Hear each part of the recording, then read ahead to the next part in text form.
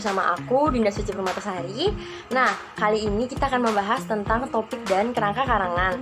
Topik dan kerangka karangan merupakan langkah paling awal sebelum melakukan penyusunan karya ilmiah. Nah, sebuah karya tulis ilmiah tidak akan terbentuk jika tidak jelas topik yang akan dibahas di dalamnya. Nah, perlu kita ketahui bahwa istilah topik ini seringkali disamakan dengan tema, padahal topik ini berbeda dengan tema, apalagi dengan judul. Nah, di video kali ini teman-teman, kita akan membahas bersama-sama tentang perbedaan antara topik, tema, dan judul pada sebuah karya tulis ilmiah.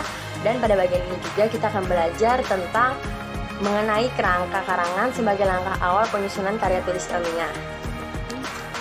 Yang pertama yang akan kita bahas ialah tentang topik. Jadi topik adalah hal pertama kali yang ditentukan ketika penulis dan akan membuat tulisan, atau bisa disebut juga sebagai tahap awal dalam proses penelitian atau penyusunan karya tulis ilmiah. Nah, topik ini sendiri teman-teman memiliki ciri utama nih, yaitu cakupan atas suatu permasalahan yang masih bersifat umum dan belum diuraikan secara mendetail.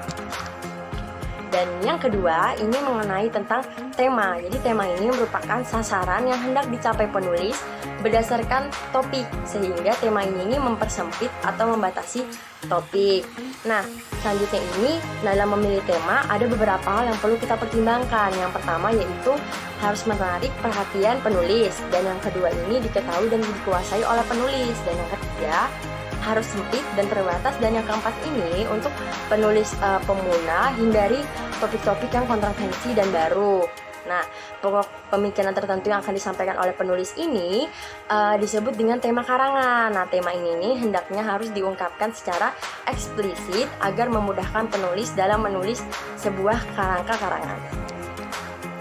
Selanjutnya yang kita bahas ialah mengenai judul. Jadi teman-teman, menurut KBBI, judul ini adalah nama yang dipakai untuk buku atau bab dalam buku yang dapat menyiratkan secara pendek isi atau maksud buku tersebut. Nah, selain itu judul ini juga berarti kepala karangan seperti cerita, drama, dan sebagainya, atau disebut juga tajuk. Nah, dari pengertian KBBI tersebut dapat dikatakan nih bahwa judul ini merupakan cerminan mengenai suatu permasalahan yang diangkat dalam sebuah tulisan secara cepat.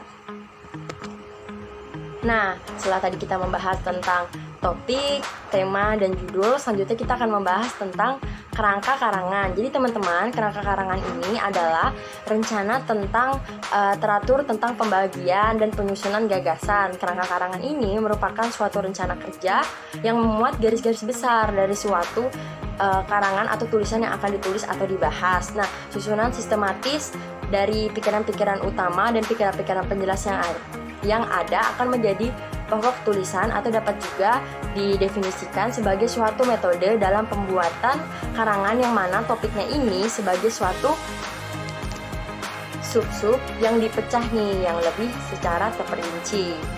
Nah, selanjutnya teman-teman, kerangka karangan ini memiliki suatu fungsi.